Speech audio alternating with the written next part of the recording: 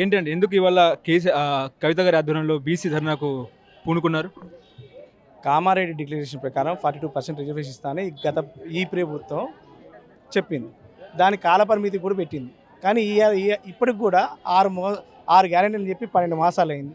ఎక్కడ అయిపోయింది ఈ డిక్లరేషన్ అడగడానికి? ఇలా అవకాశం ఉంది కాబట్టి మేము ప్రతిపక్షంలో ఉన్నాం కాబట్టి కొట్లాడుతున్నాం. ఒక వేదిక కావాలి కాబట్టి ఏర్పాటు చేసుకోవడం జరిగింది. కేసీఆర్ హయాంలో బీసీలకు ఎంత ప్రాధాన్యత ఇచ్చారా? నేను ఒక యాదవ్ బిడ్డని, ఉమ్మడి నల్గొండ జిల్లాని. మా జిల్లాలో 2 ఎమ్మెల్యేలు లేరు యాదవ్. ఒక రాజ్యసభ సభ్యుడేను.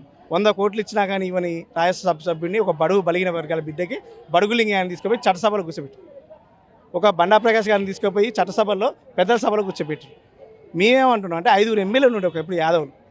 ఒక ఎగ్గే మలేషియా గారిని తీసుకుపోయి ఎమ్మెల్సీ ఇచ్చి చట్టసభలో కూర్చోబెట్టి, యాదవులు కాదు స్వతంత్రం వచ్చిన కానీ కూడా యాదవులను పట్టుకుని లేరు. గొర్రె గొతికంత సాయం చేయలే.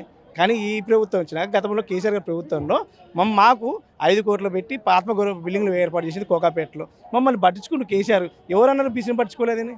ఇవాళ ఎక్కడ ఉన్నారు యాదవులు? ఇప్పుడున్న అసెంబ్లీలో 119 మందిలో 1-2 ఉన్నారు. మా పార్టీ నుంచి ఒకరు, ఇంకోళ్ళ నుంచి ఒకరు. ఎవరు అన్యాయం చేసినట్టు, ఎవరు నిలబెట్టినట్టు, ఎవరు పోగొట్టుకున్నట్టు. ఇలా బీసీ బంధు తీసుకొచ్చింది మేము, రైతు బంధు తీసుకొచ్చింది మేము. ఇలా రైతు బంధు పోయింది, దాని గురించి మాట్లాడరే? ఎవరు ఆగం చేసారు? మేము ఏమంటున్నాం అంటే ఏదో రైతు భరోసా అని చెప్పి ఉన్నోళ్ళని తగ్గించి రేపు పొద్దున ఎంతో కొంత ఇచ్చి సంక్రాంతి తర్వాత ఎలక్షన్ పోదంటే కుదరదు.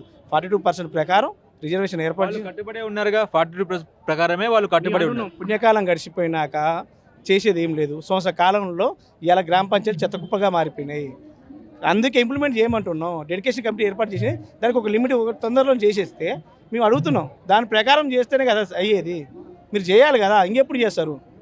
ఏదో మీరు సంక్రాంతి కల్లా ఇచ్చేసి రైతు భరోసా ఇచ్చి ఎలక్షన్లో పోదాం, రేపు కేటీఆర్ గారిని అరెస్ట్ చేస్తే దాని సానుభూతి ప్రకారం ఎలక్షన్లో పోదాం నడితే కాదు కదా. మీరు అన్న ప్రకారం మీరు చేయండి. ప్రతిపక్షం మాకు ఉంది కాబట్టి మేము అడిగే హక్కు ఉంది, కొట్లాడుతున్నాం, తప్పే ఉంది. గత జిహెచ్ఎంసీ ఎన్నికల్లో మీరు బీసీలకు అన్యాయం చేయలేదా? ఎవరు చేసినాం బీసీలకు అన్యాయం? మేయర్ని ఎవరు చేసినాం చెప్పండి, మీరే చెప్పండి. బీసీలను అనదొక్కలేదా? మేయర్ని ఎవరు చేసినాం చెప్పండి, మీరు చెప్పండి. గతంలో మేయర్ని ఎవరు చేసినాం? బీసీలు చేయలేదా? గతంలో మైనార్టీలు చేయలేదా? బాబా పరిస్థితి కానీ మేము చేయలేదా? మేము కాపాడుకున్నాం. బడుగు బలిగినాం. మేము చెప్తున్నాం కదా, ఏ వర్గాన్ని కూడా విస్మరించలేదు. యాదవులకి గొర్రెలు ఇచ్చినాం, మత్స్యకార చేప పిల్లలు ఇచ్చినాం, బీసీలకి బీసీ బంధు ఇచ్చినాం, దళితులు దళిత బంధు ఇచ్చినాం, రైతులు రైతు బంధు ఇచ్చినాం. ఇవన్నీ ఏం లేకపోయినా కానీ బ్రహ్మాండంగా ఉంది. ఏమి ఇవ్వకపోయినా కానీ కాంగ్రెస్ పార్టీ బ్రహ్మాండంగా ఉంది. ఇటుక పేర్ల పెట్టకపోయినా 1,30,000 కోట్లు అప్పు చేసినందుకు బ్రహ్మాండంగా ఉందని మీరు చెప్తారా? కాదు కదా. రాజకీయంగా తనను తాను గుర్తింపు తీసుకోవడానికే కవిత ఇవాళ ధర్నా చేస్తున్నారు, నిజమేనా? ఇవాళ వచ్చిందా రాజకీయాల్లోకి కవిత గారు? తెలంగాణ ఉద్యమం లేదా? బతుకమ్మ ఉద్యమం లేదా? బతుకమ్మ ఊరు తీసుకపోలేదా? ఉత్తమ పార్లమెంటరీ కాదా? నిజామాబాద్ నుంచి ఎంపీ కాదా? ఎమ్మెల్సీ కాదా? ఇంకా గుర్తింపు ఎక్కడండి? దేనికి గుర్తింపు? దేనికోసం తాపత్రం? దేనికి అవసరం? ఇవాళ ఎవరైనా మాట్లాడొద్దా? మాట్లాడితే తప్ప ఒక అగ్రకుణాలు ఓటెత్తేనే ఎవరు గెలవరు కదా. అంటే లిక్కర్ స్కామ్ అనే మరకను పక్కకు తప్పేందుకే ఇవాళ కవిత ఈ రాగం ఎత్తుకున్నారు. అది స్కామ్ కాదు, ఏదో స్కీమ్లో ఇరికిచ్చారు, అయిపోయింది. ఏమైనా అయిందా దానివల్ల? ఇప్పుడు ఇంప్లిమెంట్ అయిందా? ఏదైనా జరిగింది సాక్ష్యాలు ఉన్నాయా? 5 నెలలు జైల్లో పెట్టి రాష్ట్ర ఆనందం పొందిరు, దానివల్ల ఏమైనా అయిందా? మరక అని మీరు అంటున్నారు, అంటిచ్చిరని మేము అంటున్నాం. మరక తుడుచుకోవడం కాదు, మరక అంటించిర్రు. ఏమైనా అయిందా ఇప్పటివరకు దానివల్ల? ఏం లేదు. ఒక మహిళని చూడకోకుండా 6 నెలలు రాష్ట్ర ఆనందం కోసం ఎంపీ ఎలక్షన్ ముందర కేంద్ర ప్రభుత్వం ఎక్కడున్న రాష్ట్ర ప్రభుత్వం ఇరికిచ్చినప్పుడు పెట్టిండ్రు. ఏం జరిగింది దీనివల్ల? ఓకే, ఇప్పుడు మీకు దమ్ముంటే బీసీని అధ్యక్ష పదవిలో కూర్చోబెడతారా? దమ్ము ఎందుకండి? బీసీ అధ్యక్షుడు దమ్ము ఎందుకు కూర్చోబెడతారా? దమ్ము ఎందుకు అని అంటున్నాం. మీరు అనే దమ్ము అని అంటారు కదా. ఇవాళ నేను శాసన మండలిలో ప్రతిపక్ష నాయకుడిగా మసూద్ గారు మాకు దమ్ము కావాలి దానికి. కేసీఆర్ గారు నేను ఏమంటున్నా అసలు బీసీ అండి.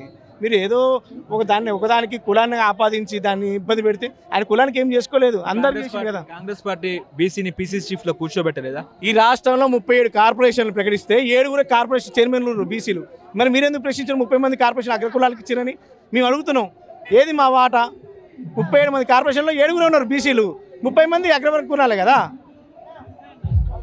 నేనేమంటున్నా అంటే ఈ గడ్డ మీద ఉద్యమం చేసిన వాళ్ళకి ఈ గడ్డ మీద ప్రేమ ఉంటుంది, తెలంగాణ మీద కొట్లాడిన వాళ్ళకి ప్రేమ ఉంటుంది. చివరిగా మీ డిమాండ్స్ ఏంటి? 42 మీరు అన్న కామారెడ్డి డిక్లరేషన్ ఇంప్లిమెంట్ చేయాలి. రేపు సంక్రాంతి తర్వాత మీరు పెడతా ఉన్న ఎలక్షన్ లోపల చేసేసి ఎలక్షన్ పోవడం కోరుకుంటున్నాం. లేని ఏడల ఊరూరు ఉద్యమం స్టార్ట్ అయ్యింది, మండలం పోయేది, జిల్లా హెడ్ క్వార్టర్ పోయేది, అవసరమైతే ఎక్కడ దాకా కొట్టాలని మీరు సిద్ధంగా ఉన్నాం.